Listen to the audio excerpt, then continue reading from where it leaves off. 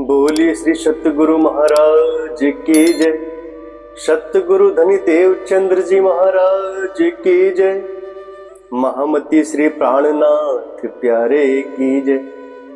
सतगुरु श्री राम रतन साहेब की जय।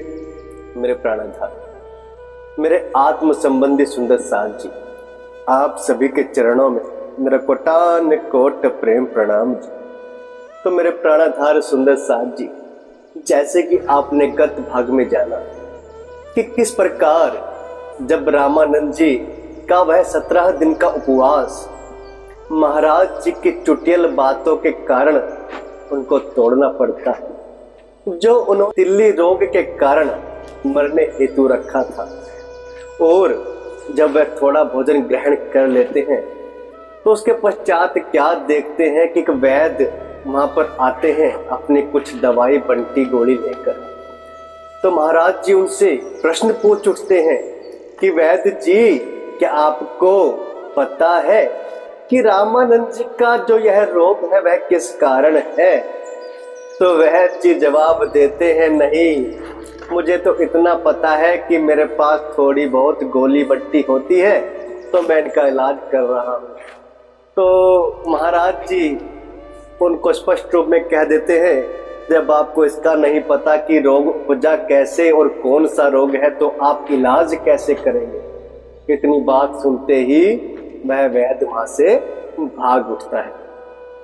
तत्पश्चात रामानंद जी के हृदय में एक विश्वास उपज जाता है कि अगर महाराज जी को इन्हें इतना अनुमान है कि रोग कैसे क्या और क्यों है तो अवश्य क्या पता इनकी कृपा से मेरा यह रोग उन्हें ठीक हो जाए। तो आइए जानिए आगे क्या होता है। इस प्रकार की डाक छोड़ दी हमने अपनी अंधाधुंध, सुनकर जब कुछ समझ न पाया तो घबराया रामायण। कि जब वह हमसे पूछने लगता है कि आप कौन है, आप कहां से आए हैं, यह शरीर किसका है, यह चोला किसका है, आप किस ग्राम के निवासी है, तो हम स्पष्ट कह देते हैं कि हम जीवन जन कल्याण हेतु हम यहाँ पर आए हैं और यह चोला उस पार ब्रह्म परमात्मा का दिया हुआ है। और जब हम इस प्रकार की ज्ञान चर्चा को शुरू करते हैं, प्रारंभ करते हैं, तो हमारी जो आदत है कि हम एक बार शुरू करें तो जल्दी से चुप नहीं होते और इसी कारण हमें डाक गाड़ी की संज्ञा से भी नवाजा जा चुका है पहले ही। तो जैसे ही हमने अपनी वाणी को कहना शुरू किया, अपने वक्तव्य को कहना प्रारंभ किया और अपनी वह डाक गाड़ी हमने छोड़ दी, अंधाधुंध होकर के बिना कुछ सोचे समझे कि रामानंद जी को समझ आ भी रहा है कि नहीं। तो रामानंद जी को सच्चाई है कि कुछ उस समय समझ नहीं आया और रामानंद जी हमारी उन बातों से परेशान हो गए। उन्हें लगा कि भाई ये तो पता नहीं क्या बकबक किए जा रहा है, यह तो कोई सिद्धि है शायद या पागल आ टकराया, तंग करेगा हमें हमेशा उसने हमको धमकाया। रामानंद जी पहले तो विचार लगा लेते हैं कि अवश्य ही यह कोई सिद्धि है कि यह एक बार अपनी बात कहना प्रारंभ करे तो चुप होने का नाम नहीं लेते, या फिर एक और ऐसा हो सकता है कि यह कोई पागल बाबा है। इस प्रकार के व्यक्ति हैं कि पागलों की श्रेणी में ही इनकी गिनती की जा सकती है कि एक बार शुरू क्या हुए चुप नहीं हो रहे और वह अपने मन के अंदर विचार बना लेते हैं, अगर इस प्रकार यह हमेशा हमारे साथ रहे या कुछ दिन भी हमारे साथ रहे तो यह हमेशा हमें तंग बनाएंगे अपनी इस प्रकार की बातों से। तो रामानंद ने हमको उस समय धमकाया। एक डांट दे करके उसने हमको चुप करना चाहा, बोला बस बकवास बंद कर, क्या है अंड बंड गाया। कहते हैं कि हमें डांट कर डपट कर एक धमकी देकर रामानंद ने हमको धमकाया और वह चाहता था कि महाराज श्री चुप हो जाए अपनी इस डाक गाड़ी को बोलते हुए, परंतु उसमें क्या था कि बकवास बंद करवाना वह हमारी चाह रहा था। जो हमारी बातें उसे बकवास लग रही थी, वह सोच रहा था क्या अंध फंद पता नहीं क्या क्या बोले जा रहे हैं ये, तो वह हमें चुप करने का प्रयास कर रहा था। तब जवाब दे करके बोले, कुछ पहचान कौन है देख, पर तेरी तो फूट रही है, दिख रहा है केवल भेष। महाराज जी इशारों में इतनी गहरी बात कह देते हैं कि अरे रामानंद, जरा तू देख, अपने आत्म के चक्षु को खोल और समक्ष देख तेरे कौन बैठा है। लेकिन लगता है तुझे पहचान नहीं हो रही।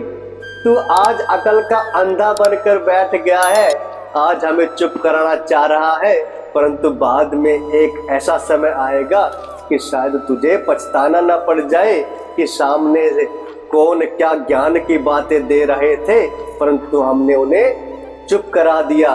तुम अंदर की हकीकत को नहीं पहचान पा रहे रामानंद।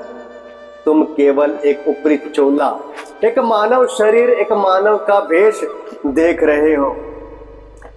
तुम केवल मल के कीड़े हो, जीव सृष्टि हो मामूली। तुम हरगिज पहचान न कर सकते हो अंदर खाली खुली। महाराज स्पष्ट कर देते हैं कि रामानंद जी, तुम केवल एक मल के कीड़े हो।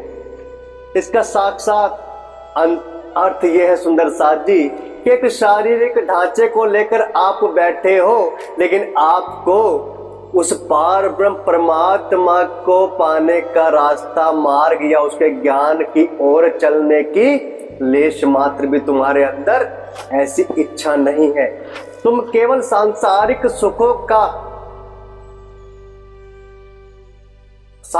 सुखों के लिए ही सिद्धियों को ग्रहण कर रहे हो, लेकिन उस पार ब्रह्म परमात्मा को पाने का तुम जरा भी सोच नहीं रहे हो।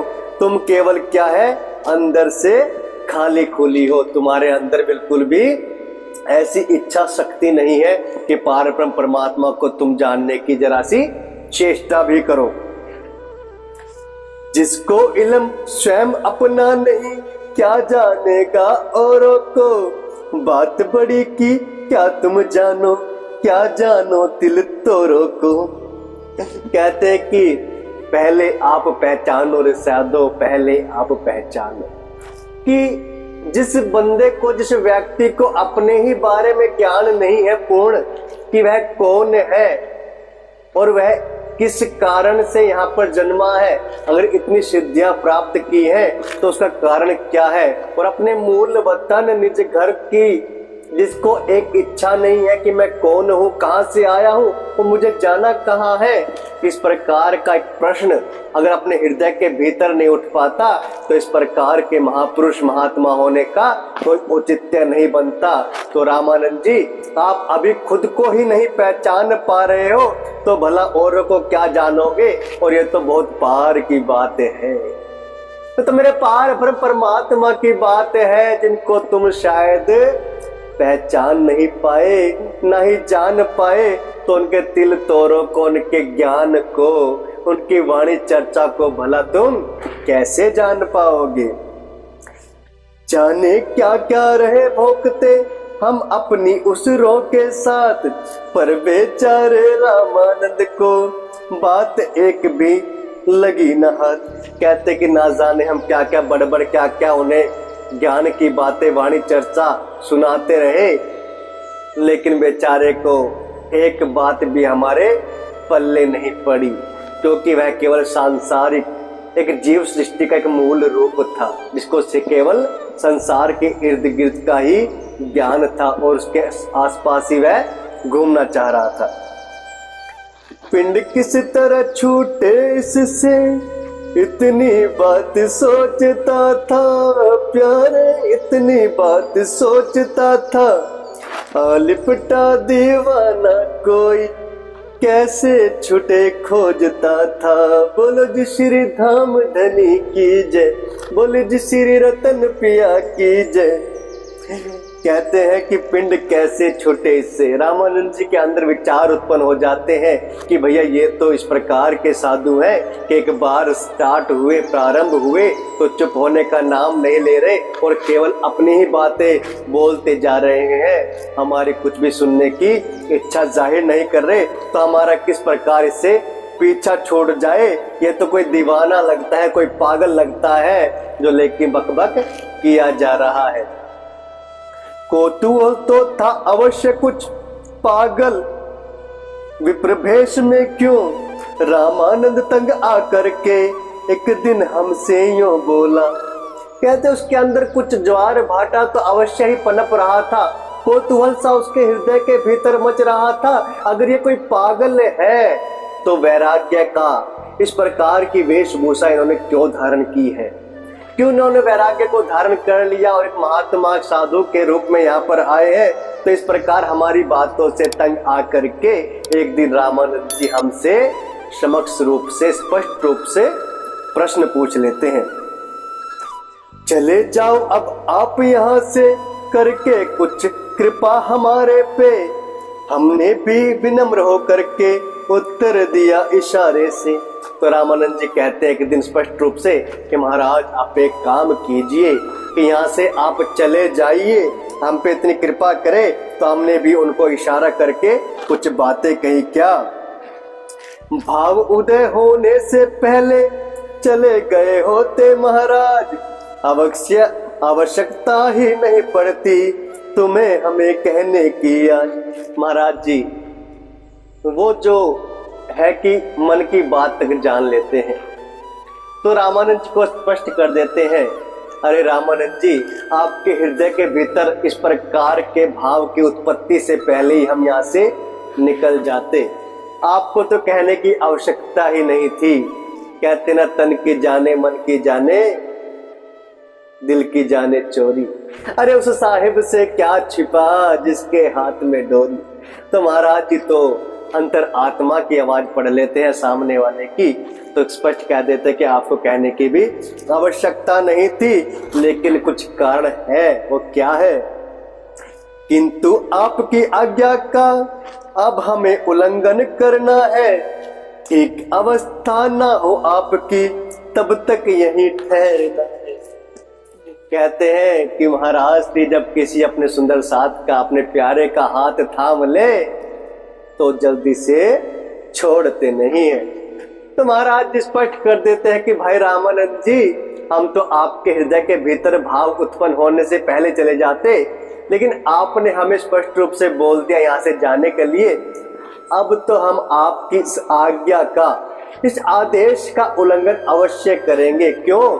हमारे मन की मंशा है, अब तो हमें यहीं पर ठहरना है जब तक आपको आपके इस तिल्ली रोग से मुक्ति ना मिल जाए। जब तक ठीक ना हो पाओ तुम, या तुम चोला छोड़ न दो, तब तक टाले नहीं टलेंगे, जब तक रिश्ता तोड़ न दो। महाराज जी ने रामानंद जी का हाथ इस प्रकार पकड़ लिया कि उनके छुड़ाए से भी छोड़ने को तैयार नहीं है। स्पष्ट कर देते हैं महाराज जी कि भाई अब हम आपको छोड़कर जाने वाले नहीं है, या तो आपका रोग ठीक होगा या आप ये चोला छोड़ोगे, हम तब जाएंगे, उससे पहले हम बिल्कुल भी यहाँ से हिलने वाले नहीं है। या तो ठीक करेंगे तुमको या चोला जुड़वाएंगे, अगर टूटनी है तुड़वाए, जुड़नी है जुड़वाएंगे। क्या कहते हैं महाराज जी? महाराज जी की एक जो विशेषता यही रही कि छोटी छोटी बातों में बहुत गहरा अर्थ उनका होता था। कहते कि या तो तुम्हारे इस तिल्ली रोग को ठीक कर देंगे। तिल्ली रोग तो एक मात्र बहाना था सुंदर साथ जी, वो तो उनकी लो उस पार परमात्मा से जोड़ना चाह रहे थे कि तिल्ली रोग के बहाने उसे ज्ञान चर्चा, वाणी चर्चा सुनाते रहे रोज की रोज। और स्पष्ट कर देते हैं कि या तो तुम्हारा रोग ठीक होगा या तुम्हारा चोला ही छुड़वा देंगे, या तो उस पार ब्रह्म परमात्मा से आपकी लो बिल्कुल पूर्ण रूप से जुड़वा देंगे, अन्यथा अगर टूटनी होगी तो इस संसार से आपका जीवन का ये डोर, ये नाता पूर्ण रूप से तुड़वा देंगे।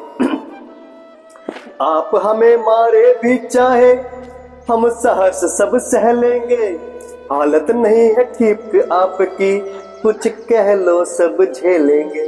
कहते हैं महाराज जी बड़े ही विनम्र स्वभाव के साथ, रामानंद जी अगर आप हमें मारने की चेष्टा भी करेंगे तो हम आपकी मार भी अवश्य सह लेंगे, क्योंकि आपकी हालत ठीक नहीं है। आप कुछ भी कह लो, अब हम आपकी सब बातें झेलने के लिए तैयार हैं।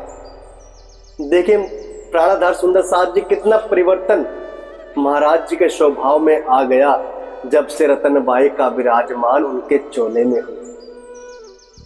वरना उससे पहले महाराज श्री का स्वभाव आपने पूर्ण वितक में सुना होगा, कोई सामने से कुछ बोले कह दे तो थप्पड़ तक मार देते थे, चाटा तक मार देते थे, किसी की सुनते नहीं थे। लेकिन यहाँ पर उनका वो विनम्र स्वभाव, वह मोमिन वाली एक अंदर से बात कि महाराज जी बिल्कुल मोमिन बन गए और रामानंद जी को स्पष्ट कह दे कि भाई मारो पिटो कुछ भी करो, कुछ भी कह लो, चाहे गाली दे लो, अब तो आपको हम झेल लेंगे, परंतु या तो आपको ठीक करेंगे या आपका सीधा संबंध पारब्रह्म परमात्मा से करा देंगे।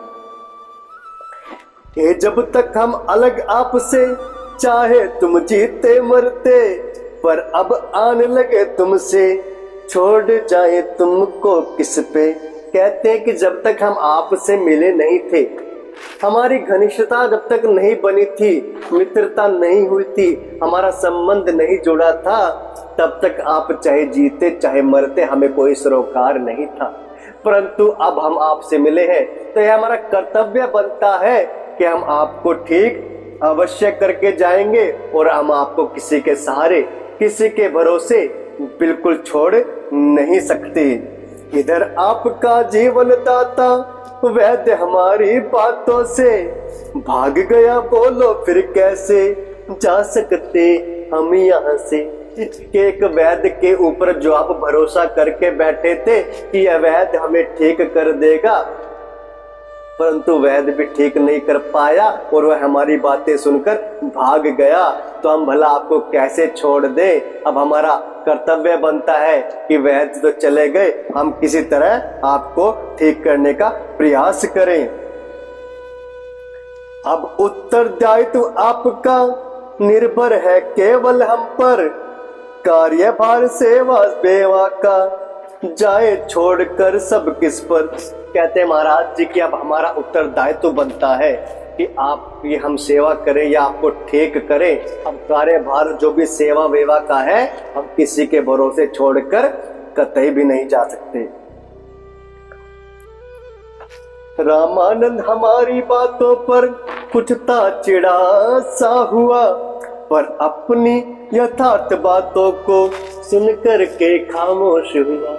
वैसे तो रामानंद जी हमारी इस प्रकार की बातों से हमसे चिढ़े बैठे थे, परंतु उनके अनुसार की बातें, उनके रोग को ठीक करने हेतु की बातें जो हमने की, उनसे वह कुछ खामोश हो गए। अब हमने तो 4 रोज के भीतर ही अपना श्रृंगार कोई किसी को बांट दिया सब आखिरकार। कहते कि अब हमने 2-4 दिन के भीतर ही अपने वहां का भी जो कार्यभार था सब किसी न किसी को बांट दिया। वैसे थे निधि रूप वस्त्र वे, था प्रसाद गुरु हाथों का, पर हमने जंजाल समझकर सारा एकदम बांट दिया। तो प्राणधार सुंदर साथ जी महाराज यहाँ पर कह रहे हैं कि हमारा जो निज श्रृंगार था, जो हमारे सतगुरु महाराज ने हमें दिया था, श्वेत वस्त्र, अचला, और जो भी हमें साथ में जब कहा कि जाओ रतन अब विचरण करो जहां तुम्हें जाना है, वह श्रृंगार हमने एक एक करके वहां पर बांट दिया। वैसे तो वह निधि रूप वस्त्र थे और हमारे गुरु महाराज के हाथों का प्रसाद था, परंतु हम किसी प्रकार की माया के उलझन में फंसना नहीं चाहते थे, इसलिए हमने वह जंजाल समझकर बांट दिया सब। भूषण वही पुराना पहना, नग्न लंगोटी रखी एक, रामानंद चकित हो बैठा जब देखा अपना यह देह। हम पुराने रूप में आ गए कि एक लंगोटी पहन कर और अर्धनग्न शरीर हमारा। उस प्रकार का वेश देख कर रामानंद जी ने जब हमें देखा तो उनको आश्चर्य हुआ। आश्चर्य रह गए वो कि यह किस प्रकार का भेष आपने रख लिया। लगा सोचने हो सकता है स्वयं हम ये गलती पर है, यह तो और मामला है कुछ कोई उच्च महात्मा है। तो रामानंद जी के हृदय के भीतर पुनः एक विचार उत्पन्न हो जाता है कि शायद हम ही गलती में हैं कि हम इनको यहाँ से भगाना चाह रहे थे। जिसने अपने आभूषण, अपने वस्त्र, अपना अचला जोड़ी सब कुछ बांट दिया, अपना सारा श्रृंगार बांट दिया, कोई आम पुरुष नहीं हो सकता।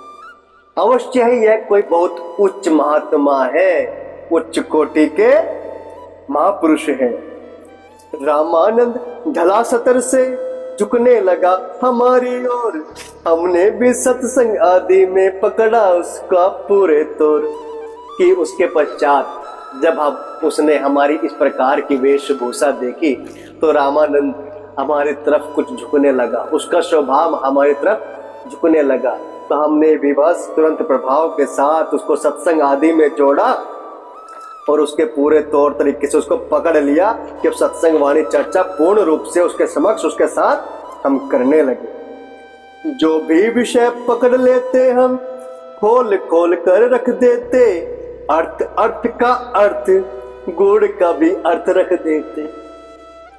महाराज जी स्पष्ट कर देते हैं, अगर हमने कोई एक विषय पकड़ लिया रामानंद जी को समझाने हेतु तो समझ लीजिए सुंदर साथ जी, उसकी हम इतनी गहराई तक पहुंच जाते कि उसके अर्थ का भी अर्थ, जो उसके गुण का अर्थ है, वो भी हम उसको समझाने लगे। जैसे मानिए चिलमन पे चिलमन, फिर उस पर भी पर्दा और उसके अंदर फिर एक पर्दा। जब सब पर्दे हटेंगे तो हकीकत स्पष्ट रूप से सामने आ जाएगी। जब सब अर्थों के अर्थ निकल जाएंगे, सारी गहरी बातों का समझ सबको आ जाएगी, रामानंद जी को आ जाएगी, तो वह हकीकत को जान जाएंगे। जगह जौन सी का भी वर्णन हम करने को लग जाते, अंग अंग न्यारे न्यारे जो पुस्तक से यूं बतलाते। महाराज जी के अंदर इस प्रकार की विशेषता उस समय आ गई थी रतनबाई के विराजमान के पश्चात कि किसी भी संसार के किसी भी तीर्थ स्थान का, किसी प्रकार के भी दैविक स्थान का अगर कोई भी विषय महाराज जी पकड़ लेते और जौन सी जगह का वर्णन वह करना शुरू कर देते, उसके एक एक अंग का, उसकी एक एक चीज का वर्णन न्यारे न्यारे रूप में कर देते। जैसे कि कोई पुस्तक सामने खुली पड़ी हो और महाराज जी उस पुस्तक से देखकर बोल रहे हैं। परंतु सुंदर साथ जी ऐसा नहीं था, सब महाराज जी को कंठस्थ था। महाराज जी को सारा वर्णन अपनी वाणी के द्वारा, अपनी जिह्वा के द्वारा सबके सामने किया, बिना किसी पुस्तक का सहारे में। तो प्राणाधार सुंदर साथ जी किस प्रकार रामानंद जी महाराज जी की तरफ आगे झुकते हैं, उनकी बातों को सहजता से ग्रहण करते हैं और आगे क्या होता है, क्या क्या महाराज श्री रामानंद जी को समझाते हैं, उनके कल्याण हेतु जानने के लिए देखेगा अगला भाग। तब तक के लिए मैं प्राणाधार सुंदर साथ जी आप सभी के चरणों में मैं कोटान कोट प्रेम प्रणाम।